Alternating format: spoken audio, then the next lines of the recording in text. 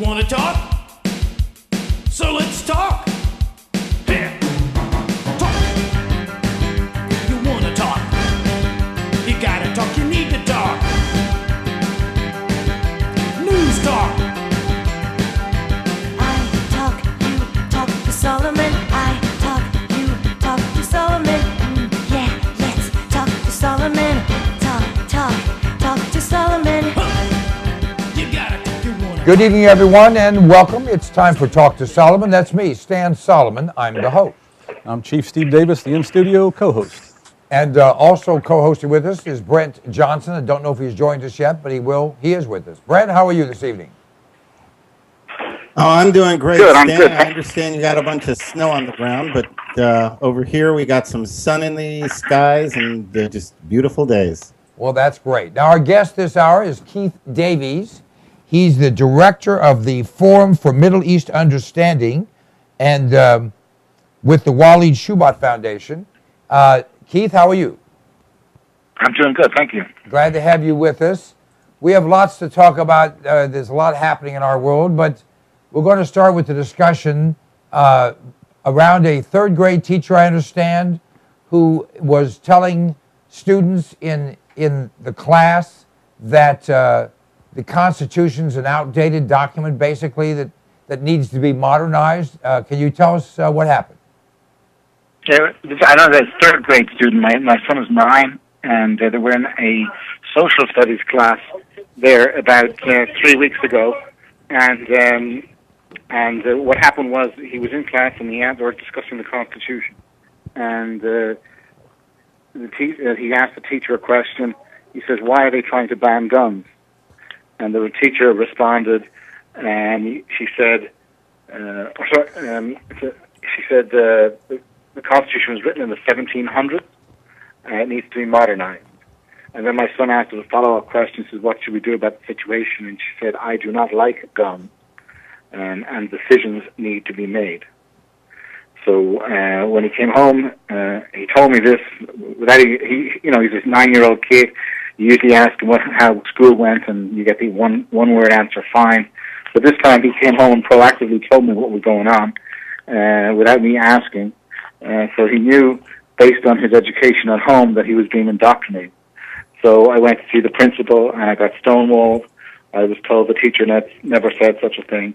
However, I did get it corroborated by 2 other students, and it was one sentence. It wasn't the 3 sentences, which in itself was a lie, because in the 3 sentences that she said she referred to the textbook. Well, I had my son bring home the textbook, and nowhere in the textbook does it say such a thing or even refers to what she said in her sentences. So bottom line was you had a situation where a teacher backed up by the administration said something and then just denied that they said it. Now, have they given a position on the Second Amendment for teaching purposes? Is there anything that they've put out? Or are you now in a situation where you have to ask your son on a daily basis what they're telling him now? Well, they only bring up the social studies, the Constitution of government in social studies. So I think every time he has a social studies class, I inquire how the conversation went or how the teacher proceeded and how. But I'm going to be taking this further with the school board. In fact, they already are very nervous because when I went to see the principal, he said that they'd already contacted the superintendent about this. In other words, they're circling the wagons, making sure each side each one of them get their story straight, so they can, tell us what they want us to hear, and the lies of the indoctrination, so they can continue. But I'm going to take it further than that. And once I make my point to the superintendent at the next school board meeting, I'm going to consult with a constitutional lawyer. In fact, the Pennsylvania Constitution, this happened in Pennsylvania, and the Pennsylvania Constitution in regards to the Second Amendment, or the equivalent of the Second Amendment, is much stronger. In Article 1, Section 21 of the Pennsylvania Constitution, which is the same as the Second Amendment, it says, "The rights to citizens to bear arms shall not be questioned." So in the context of what she made a statement in the classroom, she actually questioned the bearing of arms by citizens, by by first of all saying that the Constitution needs to be rewritten and modernized, and the follow-up question says she doesn't like guns, so she actually was speaking against guns in a public school. And I would argue that, the liberals, they like to talk about the First Amendment and that you shall not bring up the word Jesus or Bible or make any public prayer or talk about God, right, in a public school. Well, if that's and I don't agree with that, but if that is the argument that the left uses, the same argument should we then, and if you want to be consistent, should we say that in a public school, which is the government-run institution, they shouldn't speak against the Constitution of any amendment, and especially, the Second Amendment. In other words, when you speak against the guns, you're actually speaking against the Constitution. Shouldn't be done in a public school, which is actually meant to be supporting the Constitution of America, of the United States, and the state's Constitution. All right, let's go around the board here and get some comments from our panel here. Brant? I definitely have some comments here. Firstly, this is exactly why there are not supposed to be government-sponsored schools. Government is not supposed to be involved in education, because when government is involved in education, then inevitably the government influences what the students are taught. And there's a conflict of interest there in terms of having a free society.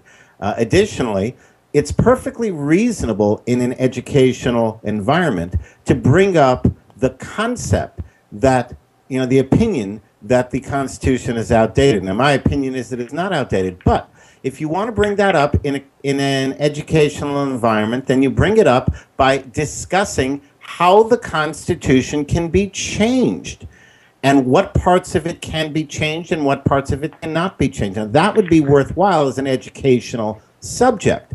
So certainly the Constitution can be amended. Additionally, certainly, the Bill of Rights, the first 10 articles of amendment to the Constitution, cannot be changed because their inclusion was conditional on the ratification of the Constitution. If they weren't there, the Constitution would never have been ratified in the first place. So it's okay to discuss changing the Constitution, but do it the way the Constitution prescribes. Additionally, I do agree that the government, since the government is involved in education, which in itself is a bad thing, but since it is, it should be bound by the Constitution because the Constitution created the government.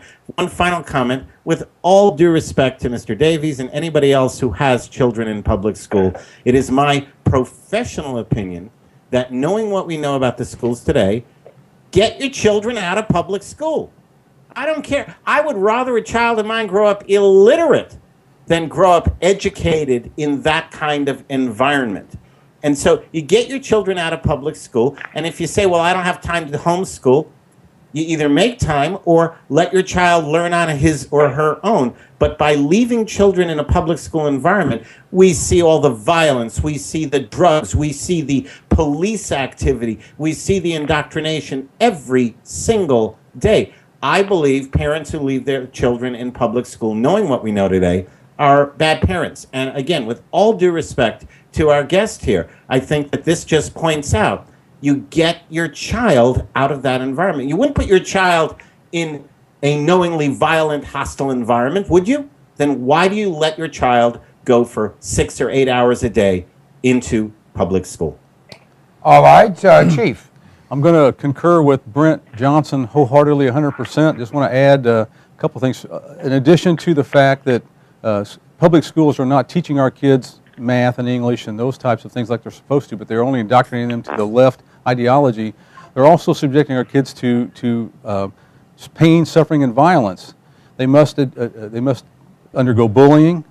They're also being examined by non-professionals and being told that they have ADHD, which is a made-up disease, that the schools can put them on medicine for the rest of their lives and then classify them as children in need and get more money for the schools. So the public schools are more than just indoctrination. They're also dangerous places for our children to go. Now, on top of that, though, people probably can't afford to just send kids somewhere else or to homeschool them, but that needs to be the next step because they're paying tax dollars to support these indoctrination centers.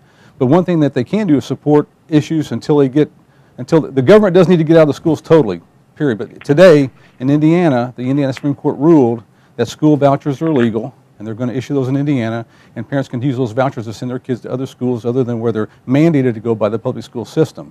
So this needs to take the first step, which is have the ability to send your kids to any school that you want until the tax dollars are cut off and schools are run by private institutions or by local communities as they're supposed to be.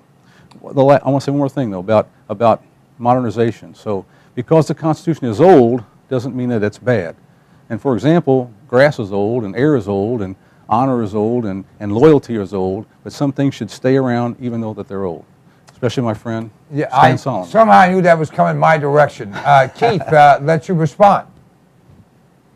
Yes, I would tend to agree on the count that I'm a bad parent because I send my kids to public school. Well, I teach my kids at home about freedom, about the Constitution, and that's the reason why my child was able to ask those questions. So, I mean, in theory, it's great if every child in this country would be homeschooled, but theory is not practical, and theory is not going to be reality. So the next best thing is if we can find, right, as many parents as we can and encourage them to teach their children themselves about freedom, about the Constitution, and that when these subjects are brought up in school, that the child is well equipped to deal with this indoctrination, like my child, who obviously is quite smart and not afraid to ask the questions, like as Thomas Jefferson said, question boldly. And he did so, and as a result, by him opening his mouth in the class, he was able to educate the other children to counteract the indoctrination, which, so all you really need is one student per class who knows his stuff, right, and then he can influence the other kids in the class who may not be getting the freedom indoctrination, or the freedom lectures at home from their parents, who get them from that one student who was giving. So I think, I agree, in theory, that kids should be educated either homeschool or privately. I agree 100% that the school system, the school system in this country, and I'm originally from Ireland, is based on a communist ideology. We have the worst second-level education in the Western world because it's run by the government. And our third-level education is regarded as the best in the world because we pay for it as an individual. All right, Keith, I take personal responsibility for it. I appreciate what you're saying, and I tend to agree that there's a balance of protecting your kids from the bad influence of the godless leftist deviants in charge of public education, and being there for the other kids so they have someone to rally around. Now, I want to step from that subject because I know you're an expert on terrorism, and we don't have but a few minutes left, and I want to, if I can, just take advantage of that knowledge and talk to you about the fact that the argument in America is not whether terrorism is good or bad. The argument is whether the government can become a terrorist and get away with it, with drones that might kill American citizens on American soil, with disregard for the rule of law, whether it's making a budget or having open doors and windows to what Homeland Security and other groups are doing. What are your thoughts about what's happening in America? Because I see a dramatic shift in the wrong direction. Well, I agree with what Obama did with the idea that drones could be possibly used. Right, then it was clarified finally because of Rand Paul was able to get a clarification, which shouldn't have taken a filibuster at the Congress to get it. It should have been automatic and quickly and swiftly done. But it just shows the hypocrisy of this administration, who talk about American values but can't follow them themselves. But the problem is not terrorism. The problem is ideology that drives terrorism. So we've got to understand that an arch left-wing ideology is very similar to an Islamic ideology. In fact, Islam itself is not a conservative religion. It is a liberal religion. And liberalism or leftism or socialism or communism, whichever label you like to put on it, has a very close resemblance to Islam and that ideology too. Why are they allied? Why do they think the same way? I mean, you can't get a straight answer from anyone from the administration about Islamic terrorism. That you dare not use the word Islam and terrorism in the same phrase, never mind the same sentence. So this is the problem.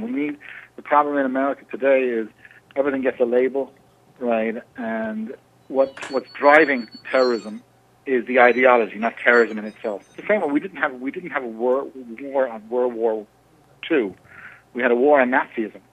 The war on Nazism was the ideology that drove Hitler, right, and his ideology to bring war and to try and dominate the whole world. Well, we have a war today on Islamic ideology, but we call it a war on terror. But really, it's a war to try and defeat Islamic ideology that's spreading around the world. But we won't admit that this is what the problem is until we admit as a country that we have a problem with Islamic ideology. We're not going to be able to solve the problem because we don't have a war on terror. All right, let's go again around the horn. Brett. I think that one of the most brilliant propagandists of our time, if not ever, was Paul Goebbels, who was the Minister of Information for Adolf Hitler's Nazi regime. And Goebbels operated under the principle that if you tell the majority of the people what's going on, no matter what you say, if you tell them something, they will believe it. The sky could be falling, but if you tell them everything is fine, most of them will believe that everything is fine. Even though the sky is falling, and even though if they look right outside their window, they could see it, they still won't get it. And in a very real sense, the United States has adopted the Goebbels form of propaganda. In Hitler's time, they demonized the Jews and the homosexuals and the Christians and whoever else he wanted to demonize, because the idea was if you demonize something, and it doesn't have to be something. If you demonize something, then you can rally people around what you're saying about that something. So today, the something is the word terrorist. Terrorist, people don't even think about what a terrorist is anymore. All you have to do is say, we're doing this because we're fighting terrorism, and you will get hundreds of millions of people to line up right behind you. We're fighting terrorism. It doesn't matter whether they really are fighting bad people or good people or bad acts or good deeds. It makes no difference. It's the word that has become the demonization in today's United States. And I predicted this would happen on September 11th, 2001, that this is exactly what was going to happen. So today what we have is we have a new boogeyman. The boogeyman is terrorist. And by using the word terrorist or terrorism, we motivate people to politically support the most egregious violations of the law, of the Constitution, of international law. And the example that you gave, Stan, of drones to go out and kill Americans. Well, they're terrorists. What did they do precisely that was terroristic? Well, they're trying to use political means to change a government. Now, it used to be when you use political means to change a government, that was called protest, demonstrations. That was called getting involved with your society. Today, the same act is called terrorism.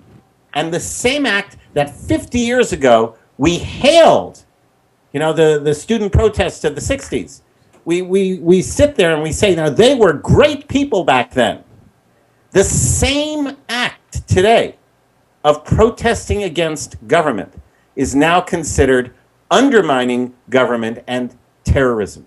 What we have to change is we have to change the way we see what's happening around us. We have to stop being subject to the Paul Goebbels school of disinformation and propaganda.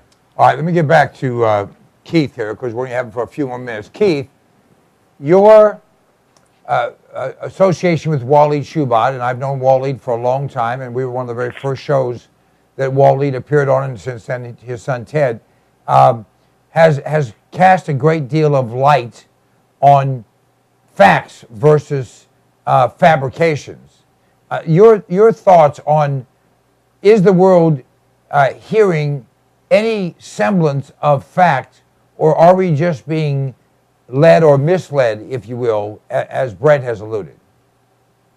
Yes, I mean, when it comes to the threat of Islam, the media, whether it's the left, the right, or the center, have all been either corrupted, bought off, or agree with the Islamic ideology or the Islamic things. Like, for example, everyone takes the tout Fox News as a great news source for the conservatives. They're fair and balanced. Well, when it comes to the threat of Islam, they don't even talk about Islam itself. They don't even bring it up. And they talk about terrorism, so even Fox News doesn't give you the truth of what's really going on in the Middle East and really the issues. Like what he used to be on Fox News before Alaouid, the Saudi prince. Remember the Saudi prince who gave $10 million to the victims of 9/11, and Rudy Giuliani tore up the check when he said that the policies towards Israel needs to change. So Rudy Giuliani tore up the check. That's very same. Prince is the one that owns 8% of News Corp, which owns Fox News. So any time that with any criticism of Islam on Fox, he picked up the phone, made a complaint, and it was shut out. And basically, over the last 3 or 4 years, we've been shut out of Fox News. So and no one who has a critical opinion of Islam can ever get on. And we've been slaughtered by the left-wing media and called fraud and you name it, and isolated, just like Saul Alinsky. And that's exactly what's going on in our media today. Anybody who makes any criticism of Islam or even any criticism of the current administration is isolated, like Michelle Bachmann, like Arsene Walid, like anybody who has a critical opinion is isolated. So you can't even have a thought, or if anyone disagrees with you, you're shut out, or you're shut out of the debate, and you can't have a differing opinion without being vilified. And that's been what's going on in the media, whether it's CNN, whether it's the New York Times, whether it's the Washington Post, whether it's any major media outlet. If you criticize Obama, the Obama administration, you are an extremist, you're an Islamophobe, you are xenophobic or homophobic or whichever subject you're discussing. You become a hate monger, and there's no real discussion at all in the media about anything. So basically, you have a state-run Nazi-style media. The only difference is they haven't started killing us yet.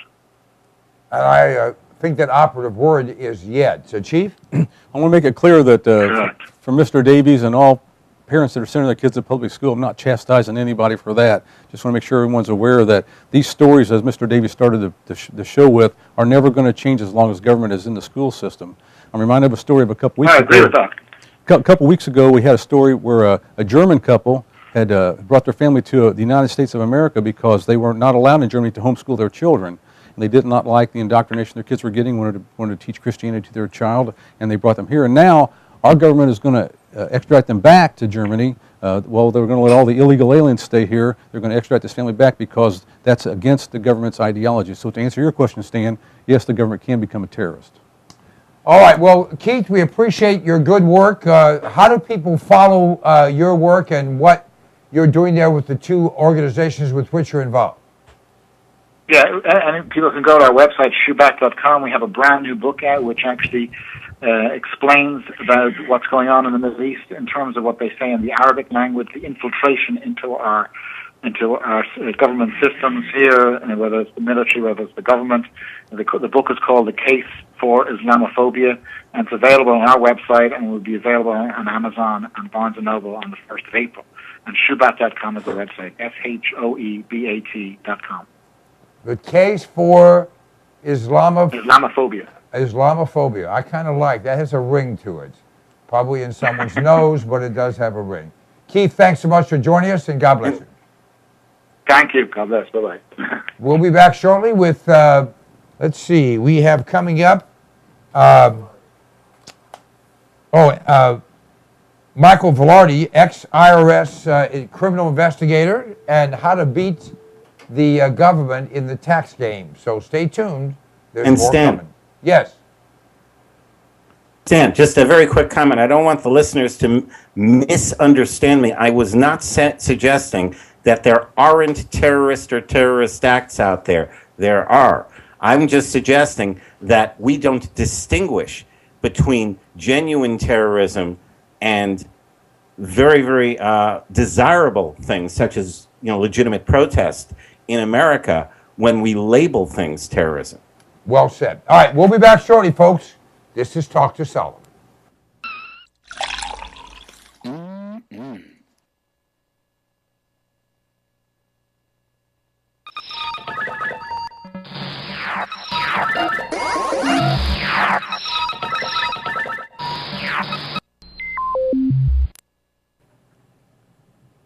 I like to eat. Do you like to eat? We all do. And usually we run to the grocery store, we run to the convenience store, or we have something in the fridge. But power's been out in parts of this country in the last few weeks. We don't know what's going to come down the pike economically. Smart people are putting in food. Alpine Air Gourmet Reserves is a line of foods that you can put away that will last for a very long time. They say eat what you store and store what you eat. This is great tasting stuff, healthy for you, a full line. You go to our website, cpnlive.com, and click on the button for Alpine Air Gourmet Reserves and see all the different things we have. This is good tasting food. It's reasonably priced. It will last. And it's worth its weight in gold if a problem arises. I know you don't think there's going to be anything that goes wrong. Actually, you do. This is smart. This is smart insurance. This is smart preparation. This is smart thinking. You have kids, you have a spouse, you have parents, you have dependents, you have an appetite. All those things can be addressed by a frugal but smart investment in Alpine Air Gourmet Reserves. Try them out. You will be tickled to death with the taste of them. You know what? In many cases, people start to eat this and they think, heck, this tastes better and costs less than what you're going to the grocery store to buy. cpnlive.com, check it out. Let me ask you a question. Do you like being sick? I have in my hand an incredible product. It's called TR10 Supercolloidal Silver. TR10 stands for a trace to the negative 10th power. The particles in this silver product are 6 to 8 angstroms, 6 to 8 10 billionths of a meter. Now listen to me. Silver has been the magic bullet for all of human existence. The Egyptians used silver instruments. We use silverware. They put silver in your teeth because nothing can grow on silver. Silver will kill anything but liberalism. I'm working on that.